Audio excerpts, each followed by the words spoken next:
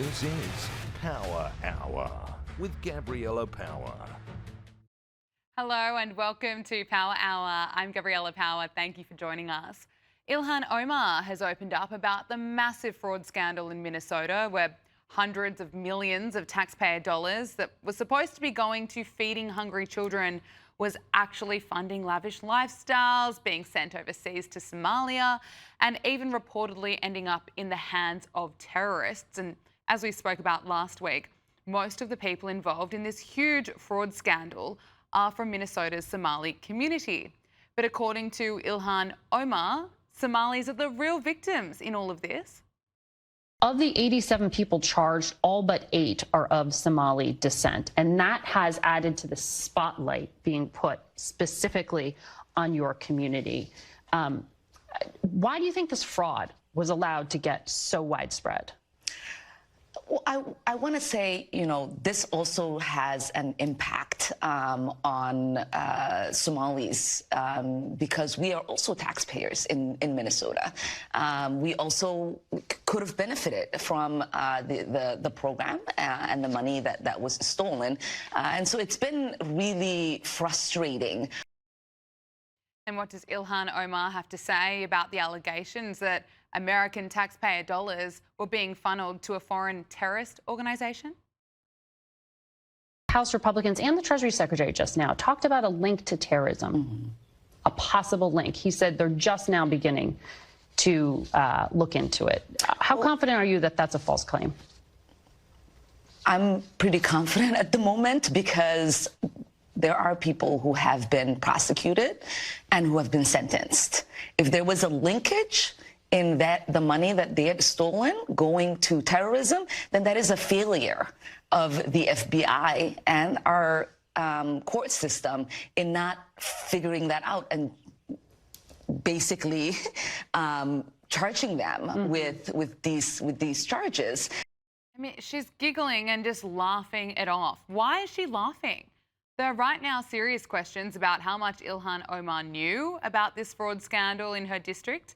Ilhan Omar introduced the bill that led to $250 million in fraud, but she says she was unaware of any wrongdoing. The New York Post is reporting that Ilhan Omar partied at one of the key restaurants named in the fraud case. This is the Safari restaurant. Its co-owner, Salim Ahmed Said, was found guilty in August of stealing over $12 million for claiming to serve thousands of meals during COVID, but instead of feeding hungry children, he was actually pocketing millions of dollars. And according to prosecutors, he blew much of that money on a $2 million mansion and on a $9,000 a month shopping spree.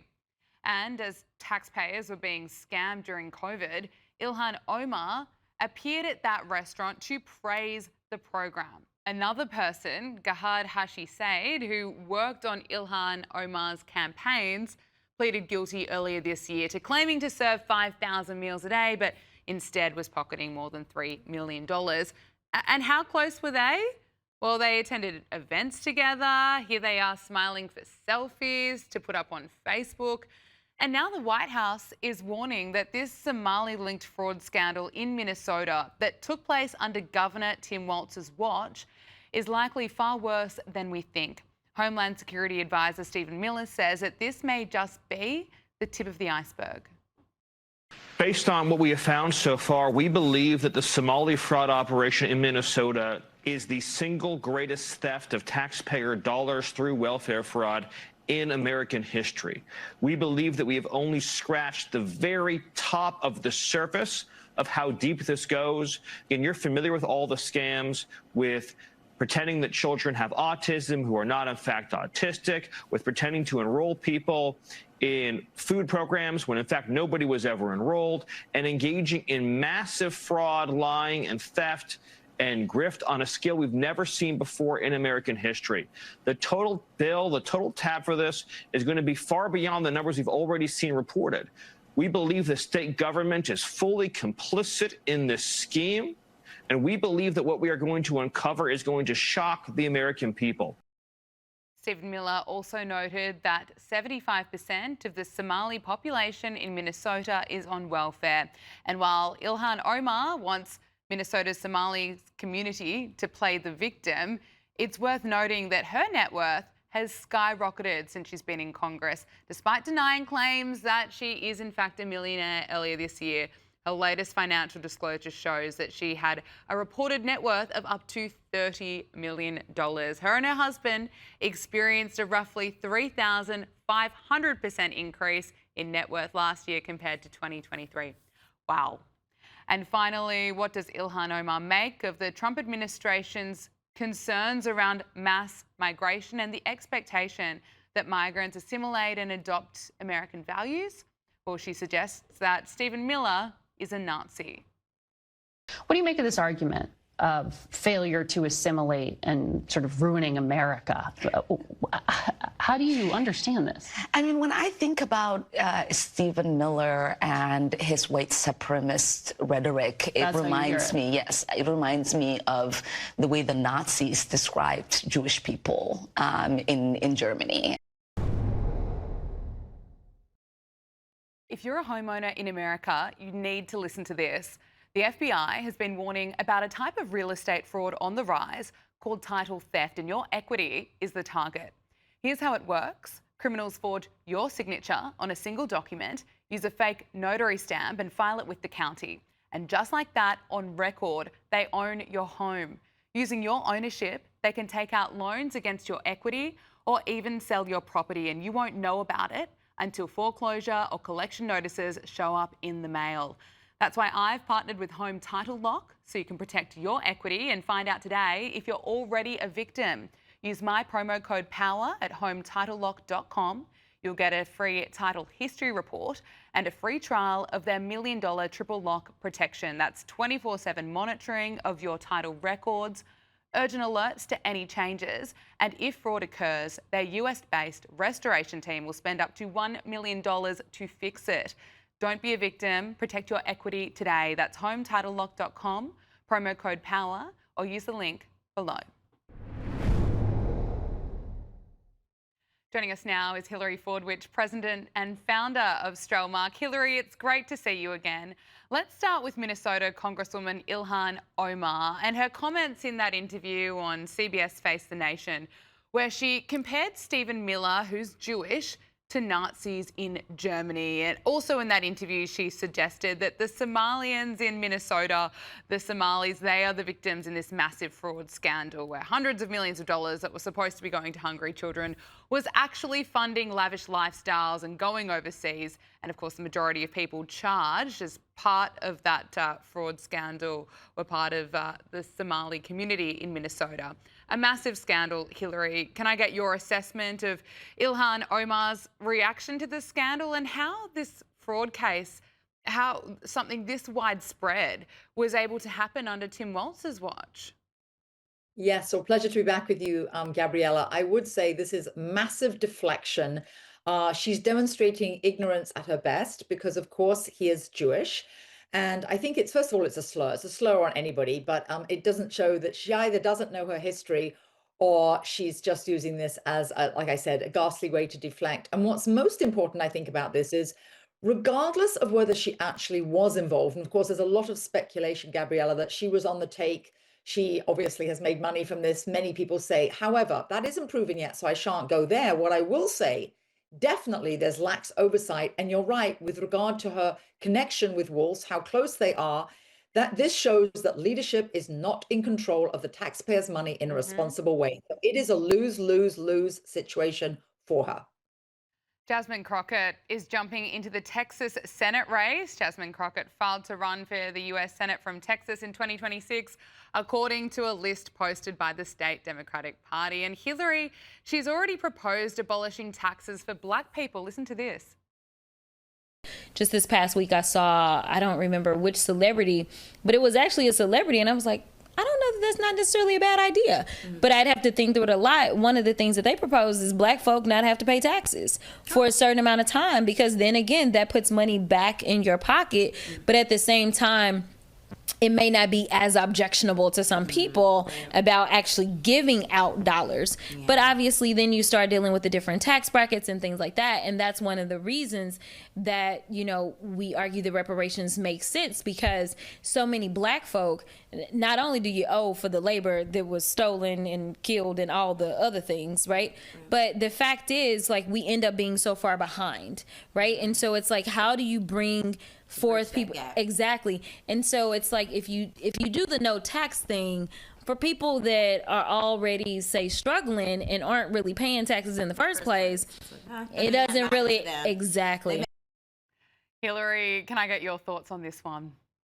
Yeah, absolutely. First of all, she's demonstrating her ignorance with regard to anything constitutionally possible, because, of course, this is mandating by race, which is unconstitutional. So she doesn't know the Constitution. Secondly, it's a Senate race, which is statewide in Texas. So I don't think this is going to go down very well. And last but not least, she is definitely disregarding the over 364,000 Union soldiers who died, white soldiers who died fighting to abolish slavery. So she's disrespecting them. And it looks to me just like another ploy for votes, another ploy for some kind of handout, and playing the victim card. And it's going to backfire, I suspect. Now, Donald Trump has announced that the US will be taking a portion of the hundreds of billions of dollars received in tariffs to provide economic assistance to American farmers. Let's listen to him. What we're doing is we're taking a relatively small portion of that, and we're going to be giving and providing it to the farmers in economic assistance. And we love our farmers, and as you know, the farmers like me, because you know, based on voting trends, you could call it voting trends or anything else, but they're great people. They're the backbone of our country. So we're going to use that money to provide $12 billion in economic assistance to American farmers. $12 billion is a lot of money, Meryl. What do you think? Peanuts for you, though, right? Peanuts. She's a farmer of rice. So $12 billion going to farmers. Farmers, of course, have faced huge financial losses this year, particularly for soybean producers who've been hurt by the trade negotiations with China. But we are already hearing farmers thank Donald Trump for this. Hillary, what do you make of this package? Do you think it goes far enough? Well, I do think that it's very important, Gabriella. I don't know whether it goes far enough or not, because I don't know exactly how many farmers there are. But from everything that we've seen, read, and I've researched, this is all due to, you're exactly right, what happened. China is the #1 purchaser of all these soybeans. And I think what's most important, regardless of is it enough for this issue, farmers have been long neglected. Farmers are being put out of business, family farms, and they are the backbone of America. I think this is a very important and a very good move. We are hearing a lot about how Donald Trump isn't doing enough to fix the economy, and that's certainly the attack line from the Democrats.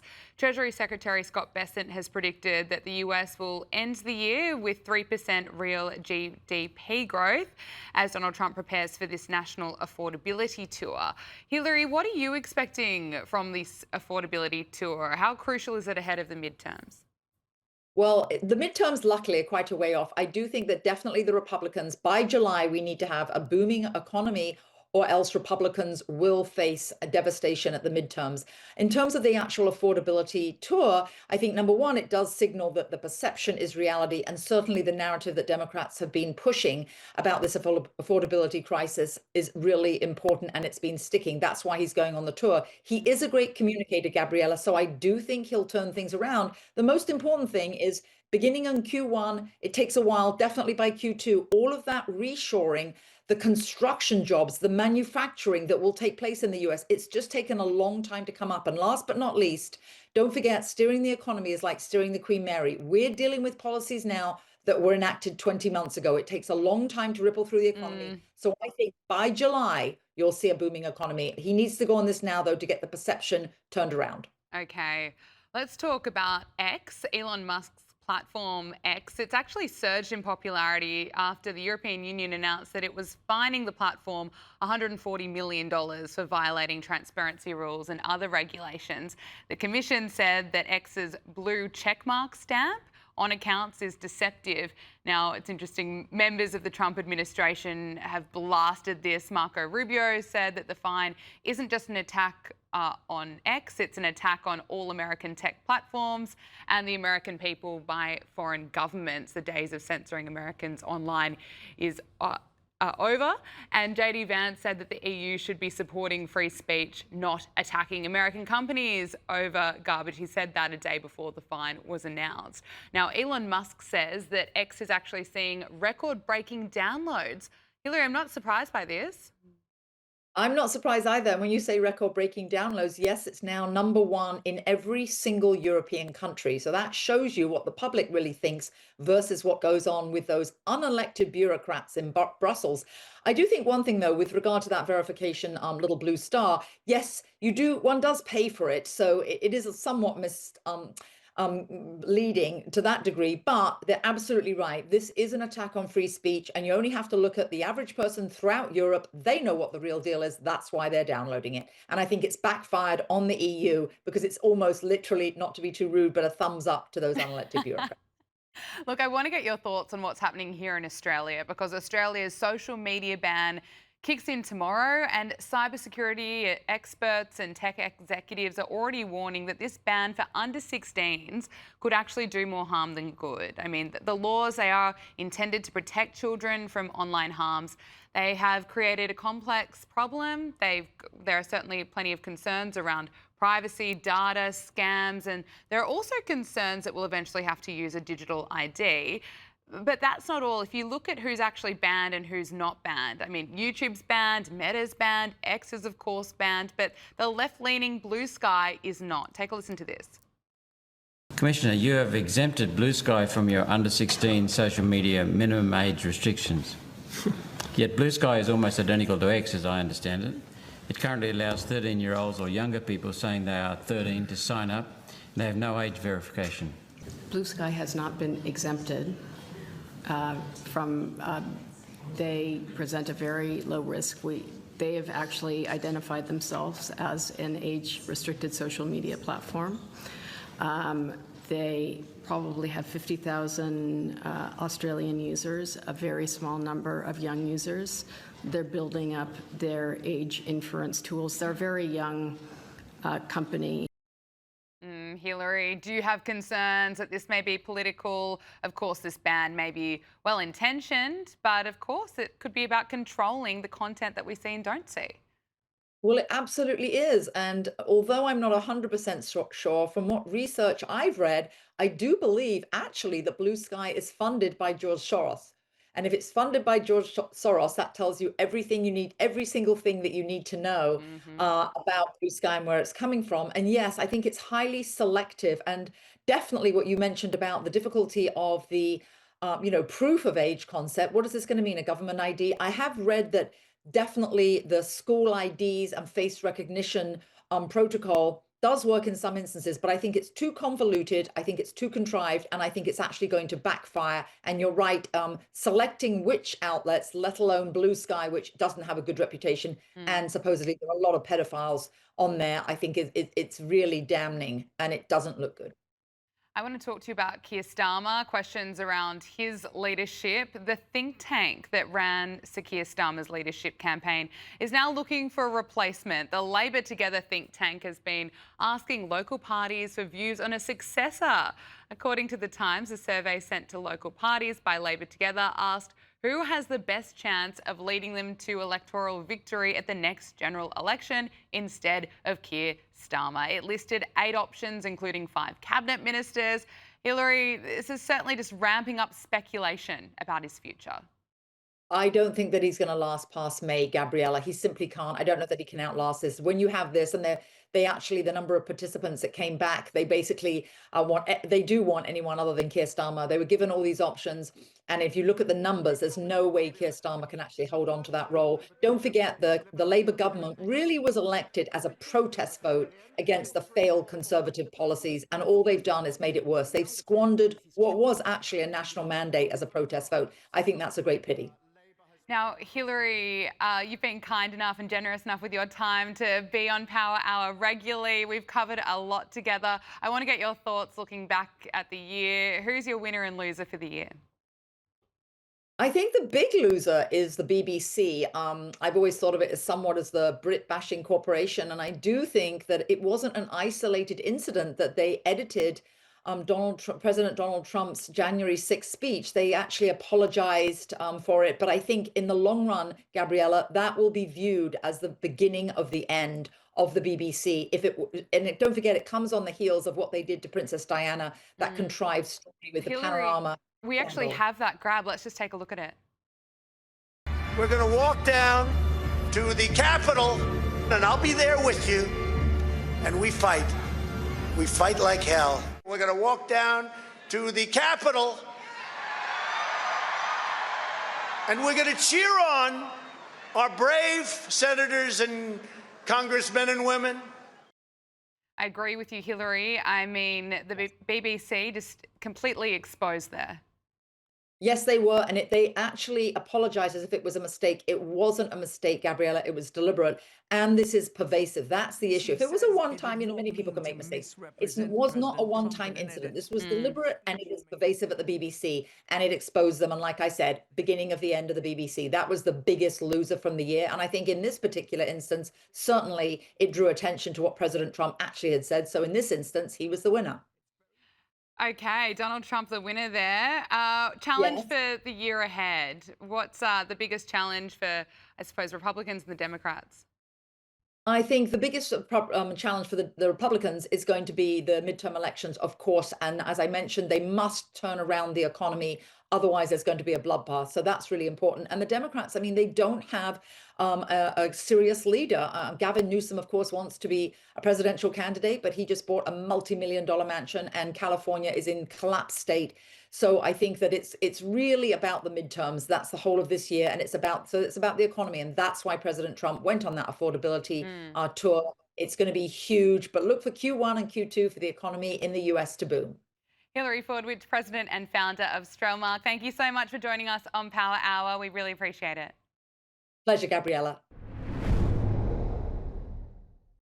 Joining us now is Caitlin Sinclair, media strategist for Maha PAC. Caitlin, it's great to see you again. A massive week for the Maha movement, with a vaccine advisory panel voting to end the recommendation that all babies in the US get the hepatitis B vaccine on the day that they are born. Donald Trump posted on Truth Social today, the CDC Vaccine Committee made a very good decision to end their hepatitis B vaccine recommendation for babies, the vast majority of whom are at no risk of hepatitis B, a disease that is mostly transmitted sexually or through dirty needles. The American childhood vaccine schedule long required 72 jabs for perfectly healthy babies, far more than any other country in the world and far more than is necessary. In fact, it is absolutely ridiculous. Many parents and scientists have been questioning the efficacy of this schedule, as have I. Now, Caitlin, the media, of course, they've been freaking out about this. I mean, the New York Times had a headline that reads that the hepatitis B vaccine is under threat. Caitlin, can you talk to us about this? It's not under threat. Instead of a first dose within 24 hours of birth, the panel has voted to recommend delaying it until the child is at least 2 months old. And of course, the panel voted in this 8-3 decision to recommend individual decision-making in consultation with a healthcare provider. What more can you tell us about this, Caitlin? Yeah, Gab, good to be back with you. So this is a huge win for parents all across this country right now. It's finally, again, returning to the idea there is not a one-size-fits-all. One-size-fits-all medicine is not real medicine, as we learned during the COVID-19 pandemic and throughout the time that we've had Secretary Kennedy in office. And this is a recommendation, right? So it's really giving the power back to parents to have an educated decision, to have that knowledge. Knowledge is power. So we're trying to inform parents to make the best decision for their kids. The hepatitis B shot at birth was designed for babies at risk because their mothers were testing positive, not for every healthy newborn in America. So there's, of course, a lot of noise on the internet, but you can't believe that. It's, again, proving the point that not one size fits all is the right way to practice medicine. This is a win for science and for parents. Caitlin, Trump signed a presidential memorandum to begin the process to review best practices for childhood vaccination recommendations and noted that the US is a high outlier in the number of vaccinations recommended for all children. So the start of the year, the US recommended vaccinating all children for 18 diseases, including COVID. But by comparison, Denmark recommends vaccinations for 10 diseases, Japan recommends vaccinations for 14, and Germany recommends vaccinations for 15 diseases. But Caitlin, it's controversial that this is being reviewed. Yes, of course, because again, a lot of people just want to create noise on social media.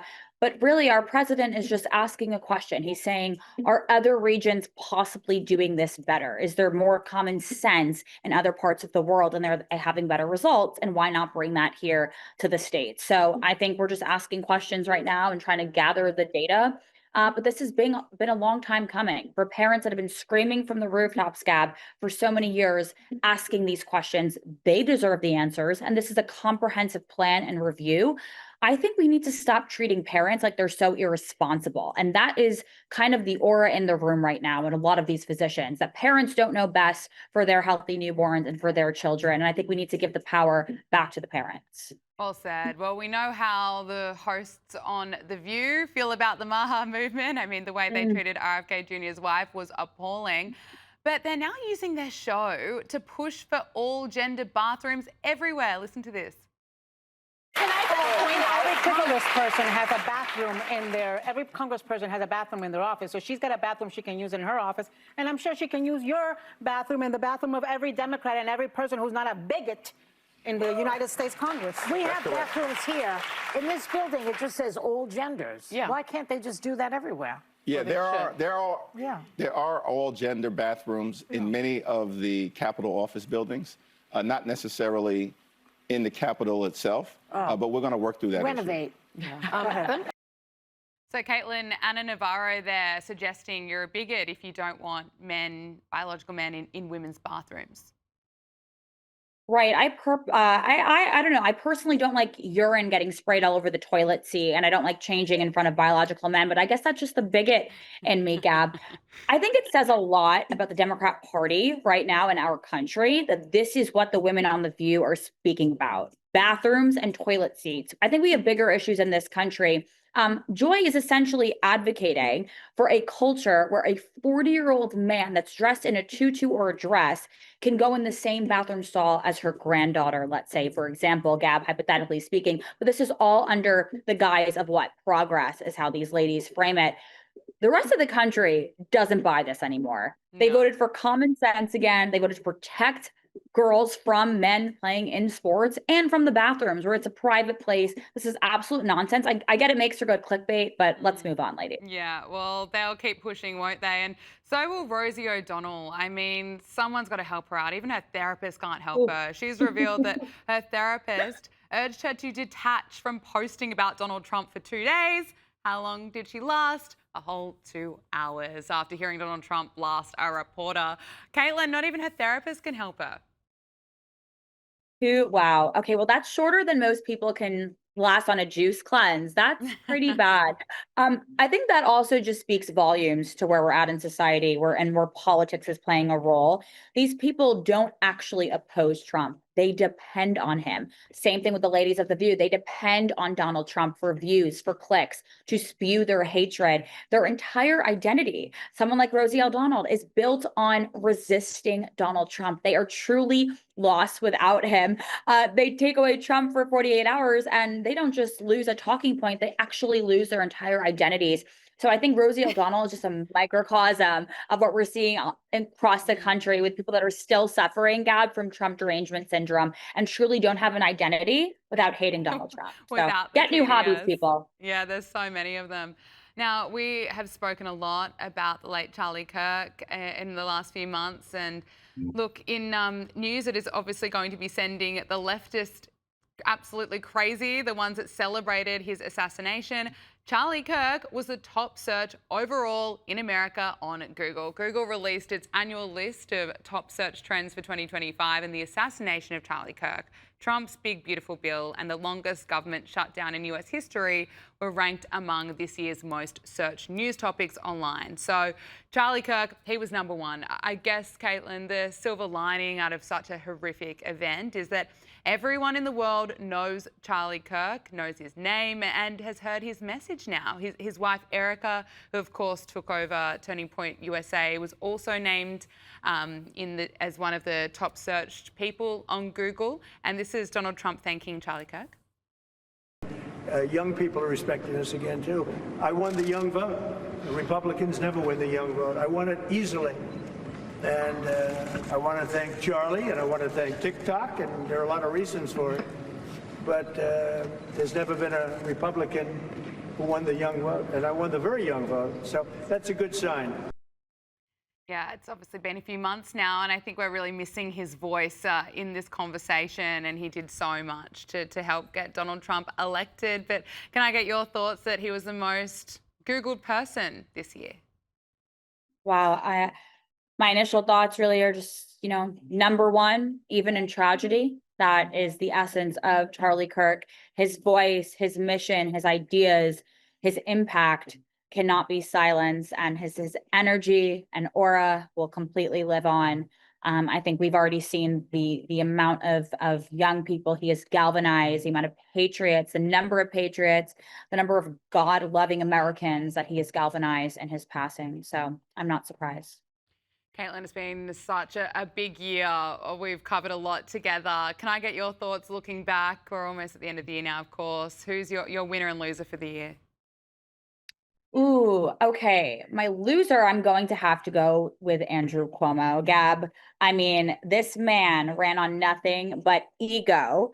The only man that I can think of that his entire comeback tour basically ended and got completely kicked off the political stage before the lights even came on. New Yorkers quite literally sent this man home a few times. And then cliche and on brand for me, I'm going to have to go with Secretary Kennedy as our winner. No other man has tackled big pharma, big food, big agriculture, just completely changing the landscape of the future of health. Because he moved the needle on health, on pharma, the agencies, everything has been turned over. He truly is a crusader, and that is definitely my winner.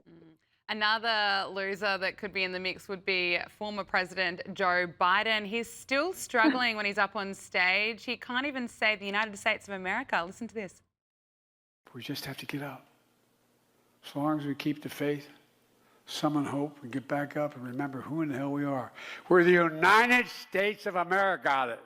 That's who we are. We're the U.S. And there's nothing. And the Democrats told us that he'd be fine for another 4 more years. I guess he had too much ice cream and he's having like a brain freeze, and your jaw gets too cold, you can't talk. I don't know what that was. I'm truly praying for Joe Biden. And I think at this point, it's just sad, and the American people should be praying for him. But what we should also be doing, Gab, is requiring those people that propped him up and told us that this was a legitimate candidate to run our country for another 4 years. We want answers from you, and we want to hold those people accountable. And finally, Caitlin, just looking ahead, looking at 2026, what do you see as the biggest challenge? Oh, I think authenticity, Gab. I think making sure our leaders can bring that back to this country. That's why Donald Trump won the election. That is what this country is craving right now. Transparency, authenticity. I would challenge all of our leaders, elected or not, to use this no teleprompter challenge, no notes challenge, to actually speak to the American people, to speak to foreign diplomats, whoever you're communicating with. And not read from a teleprompter, because authenticity is, I think, the greatest challenge to govern and to be an actual world leader today. That's a good one. Caitlin Sinclair, media strategist for Maha PAC. Thank you so much for joining us. Thank you, Gab. Joining us now is Mayan Hoffman, ILTV's executive editor and strategist. Mayan, thank you so much for joining us and making the time while you're in Australia. Of course, thanks for having me. Let's start with the ceasefire between Israel and Hamas. Israel's Prime Minister Benjamin Netanyahu says that he expects the second phase of the ceasefire plan for Gaza to begin soon. Of course, the ceasefire remains very delicate, and the second phase appears as though it's going to be more difficult than even the first, and the greatest uncertainty is whether Hamas is willing to lay down its arms. What's your assessment, and how challenging is this second phase? So I think you're actually going to be looking at a very difficult time to be able to get to the second phase. And one of the main reasons is that the core of that second phase is the international security force, right, that would come in and would help to keep Hamas at bay while Hamas finishes disarming. But as we saw over the weekend, Khalid Mashal made very clear, one of the leaders of Hamas, in his speech in Turkey, that Hamas is not willing to lay down its arms, nor is it willing to lose control of the Gaza Strip. Now, there is one deceased hostage still left to come back. We believe that we understand where he is, and Hamas is just holding on for dear life. If you remember, that was supposed to happen in 72 hours, and here we are several weeks later. When that hostage is returned and we prepare to move to stage 2, the question is who will serve on this international security force, and how will we continue to disarm Hamas? And the understanding from most of the people, most of the countries, I should say, who have offered to potentially send in a security force is that they don't want to fight Hamas. They don't want to disarm the terrorist organization. They'll help the Gazan people, maybe work with the humanitarian aid that needs to come in. But certainly Hamas will continue to regroup and rearm and, in fact, get stronger if Israel isn't able to take action.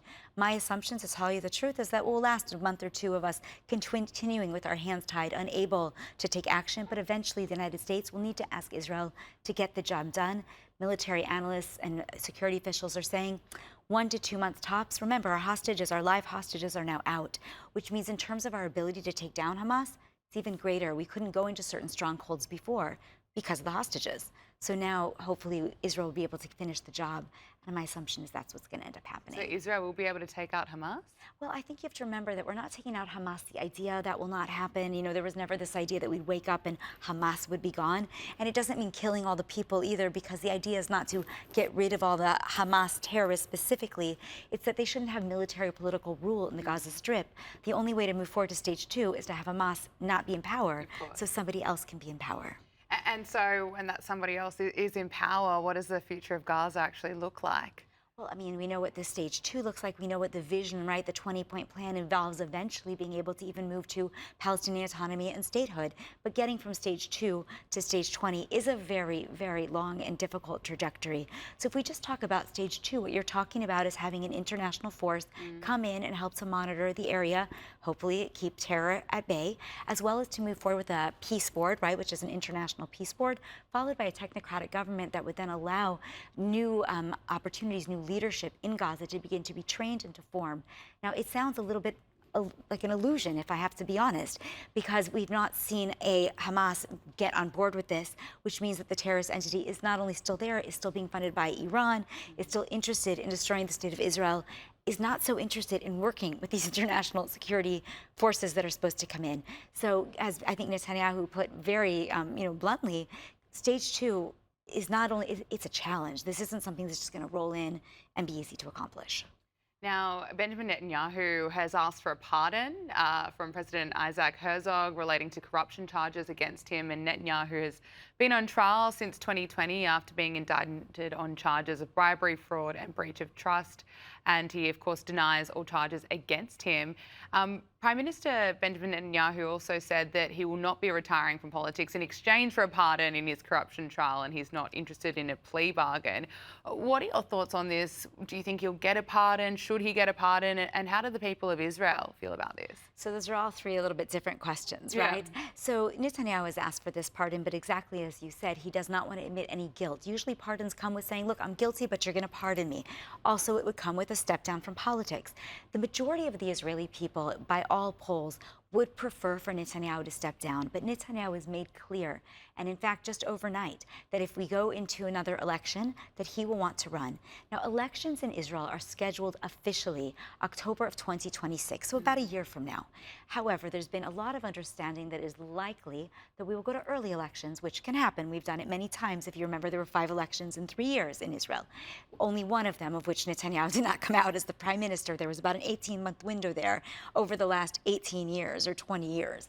And so it is likely that Netanyahu will run again. But it is definitely also likely that even if he does run again and even potentially gets in as the leader of Likud, though, again, by all polls, the Israeli people are against that happening.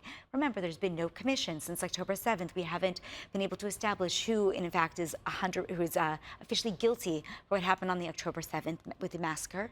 And likely it is not just Netanyahu, it is the heads of the IDF, the Shin Bet, it is in all spheres. But Netanyahu is a part of that. He was prime minister, and the people are angry to not have him take some accountability at this stage. You see, even after the hostages come home, protests in the streets against the government. So there will need to be a change, but let's just play it out and say Netanyahu gets in. What you'll definitely see not happen is the more extreme entities, the Bezalel Smotriches or the Itamar Ben-Gvirs, whose names appear in the media a lot because of the choice things they like to say. And that's more of an extreme right entity that we never had in our government before. The government budget did just pass, so right now it looks like they will at least go till the end unless early elections.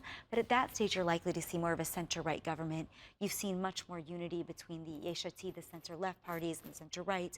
And it is more likely that whoever is prime minister, Israel is sick of the extremism, and we really want to heal. And one of the ways to do that will be to have more unity.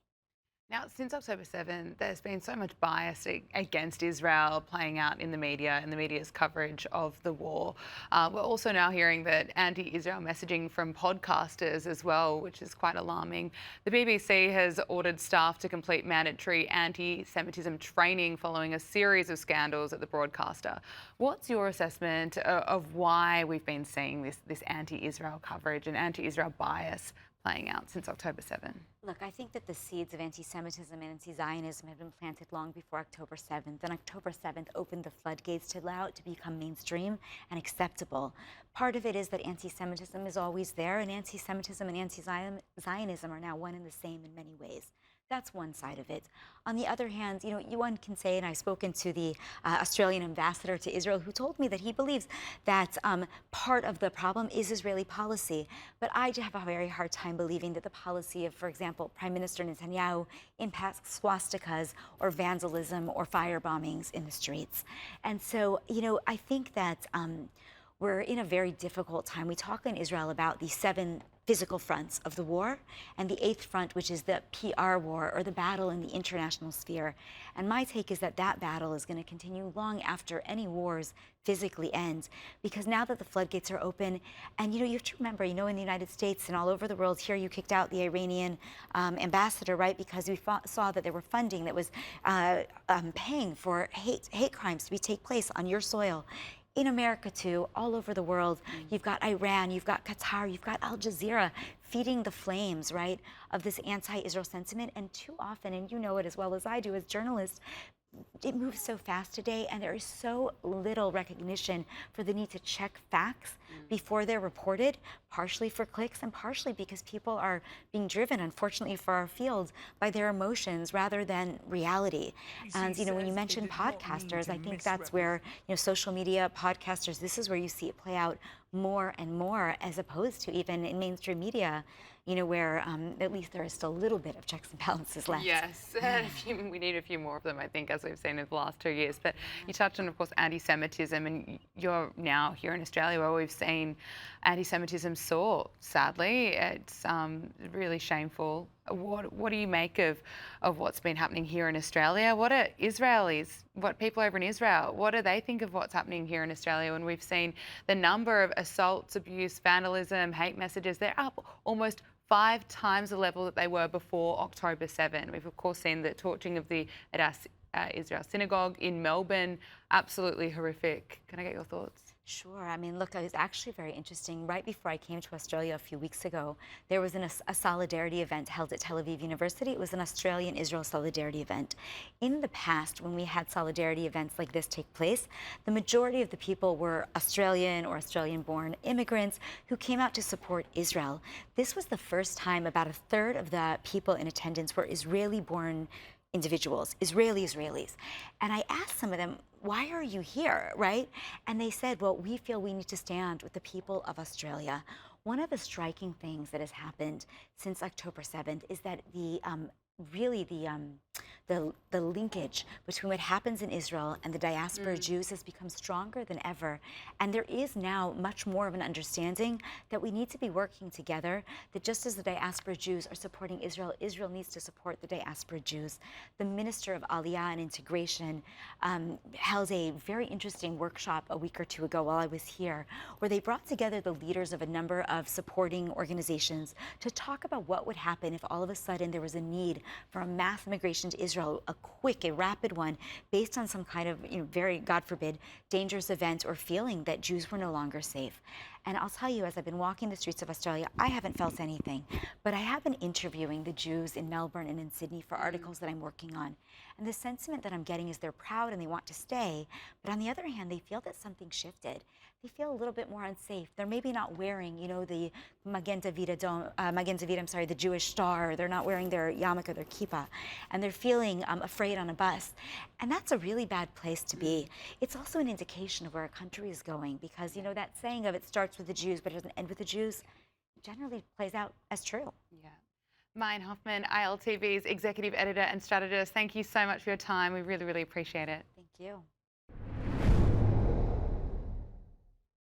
Joining us now is News Corp columnist Angela Mollard. Angela, it's great to see you. Great to see you too, Gabriella. Prince Harry, he's appeared on Stephen Colbert's show where he took aim at Donald Trump and he was even booed for it. Listen to this.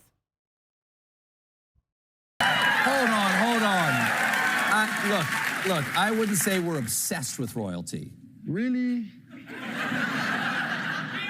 I heard you elected a king. That's a fair point. No, he's got a point. Okay, so listen. So what's a real prince got to do to get into a Hallmark movie these days? Well, what can you do? I've got skills. I can ride a horse. Okay. I can fly a helicopter. Okay. I can ride a horse in a helicopter. I'd like to see that, but look, Harry, this is about show business. It's all about who you know. I mean, do you have a personal connection to any famous TV actresses? I might know one. Angela, of course he had to mention Meghan Markle. Imagine the trouble he would be in if he didn't mention Meghan Markle. Of course, she's desperate to be involved. She shared a behind-the-scenes clip. Look at this. So if you was treated like a king for the day, what would you want me to do for you? Beg for me, probably. You'd want me to do what? Beg? Beg. Beg? Beg? B-A-K. Beg. Bake. Oh, bake! I mean, it is so cringe. What's your reaction? What do you make of all of this? Look, it's highly scripted. He was booed at times, he was cheered at times, but the fact is that 2 years ago when he went on the show, the Stephen Colbert show got the highest ratings in the 2-year period. So of course they want him back. The messaging was that he was passing through New York. I did a deep dive. This is Harry, and he just did this on the side. This was definitely not on the side. This is very much the key performance thing. He wants this profile, and Meghan, more to the point, wants to be part of this kind of high-level, high audience that, she's not getting for her Netflix shows and she's not getting for her various endeavours. But look, what I'm interested in is where these two are going to go in their directions, because she's very influencer. He's very much leaning into his connections, but also doing some quite good work. I thought his Remembrance Day letter and his recollections of Britain. I think Harry's kind of dividing opinion at the moment, but of course Meghan is still deeply unpopular. Of course she is. Now, Prince Harry's had a win. Prince Harry has won a full security risk assessment following a major U-turn by the Home Office. So Prince Harry brought a high-profile legal claim against the government over the decision to remove his right to automatic taxpayer-funded security. Angela, what do you make of this? Could this actually pave the way for Harry to return to the UK with his children? Yeah, absolutely could. And the implications of this are manifold. One is that Harry's been very tenacious. He wouldn't let this go, even though the court sort of overruled it. So he personally wrote to the Home Secretary to look at his security level. This was last done in 2018, and it was found that he was the highest security risk alongside two other people, and those two people were the Queen and the then British Prime Minister Theresa May. So he genuinely has a case for it being assessed. What will be interesting is with the new, and that would of course because of his military work as well, that would have led to that high level ranking. What I think will happen will be very interesting to see what his security risk will, if he was 7 then, will he be 2 or 3 now, or will he still be up at 6 or 6 or 7? If he is up there, then it's going to really require a sort of overview of whether he does have security when he comes to the UK. If in fact he then gets it, as you point out, will it then be incumbent on him to bring Meghan and his grandchildren, because that's always been his reason for not bringing them back. And I think the fact that Thomas Markle is in hospital and the whole relationship breakdown there, it's more important than ever that Harry's being seen to engage with Britain and the family that he was, born into and raised with. Meanwhile, Meghan Markle, she's still pushing ahead with her Netflix series, but she's being warned that her With Love Meghan series may actually be coming to an end after a series of negative reviews. What are your thoughts on the series? Do we think it's going to come to an end soon? Look, there becomes a point when you do rural commentary like me and you have to watch this stuff. So I actually had to watch the show and it is nauseating. It is basic. This is an advent calendar. You put little treats in the pockets. I mean, honestly, Meghan is so dumbed down in this. She's so ever smiling. It feels unauthentic. And Naomi Osaka, who is a guest on the show, it's someone she clearly has no relationship with. It's incredibly awkward. But what you speak to, the bigger point, of course, is that will this ongoing relationship with Netflix continue? I reckon by this time next year, that'll be dead in the water. Yeah, interesting. Now, Andrew Mountbatten-Windsor, let's talk about him. Of course, Andrew and Sarah Ferguson are set to make their first public appearance since Andrew was stripped of his royal titles. Now, this is happening on Friday as their granddaughter is being christened. That's Athena, Princess Beatrice's second daughter. Now, it's understood that King Charles was invited to the event, but he's not expected to attend. We don't quite know who's going to attend it. This is leaked to one of the papers in the UK. I think what will be interesting, of course, Andrew and Fergie have to be there. They're the grandparents of this child, but this will be, as you say, the very first time. And this is going to set the way for how the royals interact. Will the king go? I mean, it would be legitimate for him not to, because, he's not a direct relative of this baby. But there will be other members of the royal family there, you would like to imagine. I would very much think that Princess Anne, for instance, would probably be there as Beatrice's auntie, that sort of thing. But how they interact going forward, and this speaks to Christmas in years to come and other royal events. Will we see pictures? It's at St James's Palace, which you don't normally get a lot of a look in. But how this is reported afterwards and how Andrew goes into it. Imagine this, it's his granddaughter. Of course he wants to be there, but he is persona non grata. Not, he's a member of the royal family, but, they cannot be seen, as we've seen previously at the royal funeral, where we saw William and Andrew next to each other, and William was desperately trying to avoid eye contact with Andrew. And I think that will be going forward. Oh, absolutely. And Angela, the Duke's course in St Andrews, named after former Prince Andrew, is going to be rebranded. It's Duke's golf course in Scotland near Fife, and that is going to be called Craig Town. It's reverting to where it belongs. They don't want any association with the Duke, and we know Prince Andrew's a mad keen golfer, but there's all these tiny honorary positions around that we don't really, don't get a lot of attention, but they're going to continue to just drop off until he has virtually nothing. Now, Buckingham Palace has released King Charles and Queen Camilla's official 2025 Christmas card, featuring a photo taken to mark the couple's 20th wedding anniversary earlier this year. Now, this marks the 4th Christmas card released since Charles became king. Royal watchers have noticed something, though, Angela. They've noticed that the brooch that Camilla is wearing. Can you talk to us about that? That's right. It's a Lily of the Valley brooch, and it belonged to the late Queen Mother. She was given it by the Russian president back in the 1950s. And what it signifies is endurance, blissful marriage, a reawakening after a time of difficulty and pain. So lots being read into that. She was also wearing the earrings that she wore on her wedding day, which of course they celebrated their 20th anniversary this year. But I think what's also interesting, the photo was taken in Rome, of course. Now that's a signal that how much that visit meant to the king. That was earlier this year. It's not a particularly festive card, but what it's very much signalling is we are together, we are very united, and we're very happy. Now, Angela, I have to get your thoughts looking back at the year that's been. Do you have a winner or a loser? My winner would be the King. Because not only is he doing superbly well, we seem to, he's back to a full program of events, but of course is living with cancer, but also his decisiveness around the Andrew issue. That could have flim-flammed for weeks and months. It didn't. He came and stripped him of his titles. Then, of course, we lost the Prince and he became Andrew Mountbatten Windsor. If he wants to protect the monarchy, he had to act that decisively. So he would be my winner. Now you're going to ask me my loser, aren't we? Yes, of course. Is there any guesses?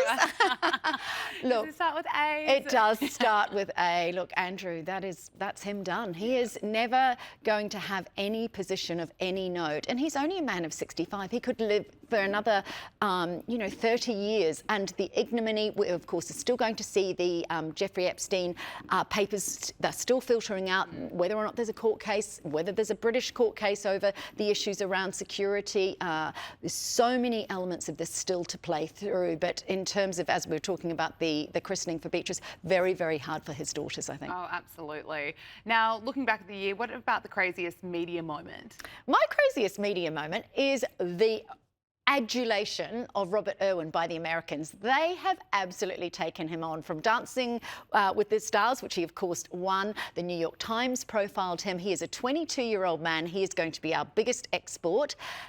Gorgeous guy, lovely personality, but what the decisions he makes next year in terms of what he does, I think will be really interesting, because everyone will want a piece of him. Of course, he's aligned with Prince William on the Earthshot Prize. He's an ambassador, and we saw William gave that very personal message to him. I think Robert Irwin is going to be a global superstar. Well, we have a clip of Robert Irwin. Let's just take a look. I got an opportunity to do something I never thought I would get to do on a dancing show, but I got to say thank you to the most important people in my life, my family. I got to dance a performance dedicated to my mum. We had a song that my sister danced to as well, that she dedicated to my dad, that I did the same and got to pay homage to my sister and to my dad. And it has been such an emotional process, really. But I think coming into it, I really wanted to honour the reason why I'm here. I mean, at the end of the day, I'm not a dancer. I don't wear sequins. It's not what I love it. I've embraced it, but I am a wildlife conservationist. I'm an Irwin. I mean, I continue what my dad started. It's extraordinary, isn't it? I love it. He says, I'm an Irwin. Angela, I have to get your thoughts looking ahead to 2026. What's the biggest challenge for the royal family? Two. First one is how if they want to reintegrate Harry and Meghan, if that comes to that. Obviously, we've had that meeting. Harry met with his dad, and we'll be thinking that they may grow that relationship quietly, and whether William and Harry may, in fact, spend some time together at some stage. I'm not betting on it, but it's going to be a question that's constantly asked. But my real challenge, I think, is Prince George. He turns 13 next year. There's still discussion about whether he's going to go to Eton like his father. The Times is reporting that it's going to be Marlborough College, where Kate went to school. But of course, in the age of social media, we have our own social media ban coming into effect. But of course, Britain doesn't. So lots of kids of 13 have phones. How do you manage that when you are the Prince and Princess of Wales and you're bringing up the next king with, the level of surveillance that he's going to be under as he goes through his teens? So if I was his parents, I would be seeing that as the challenge for the royal family. Oh, absolutely. Angela Mollard, thank you so much. Thanks so much. That is Power Hour. Thank you for your company. We'll see you tomorrow. Make sure you subscribe to Sky News Australia on YouTube.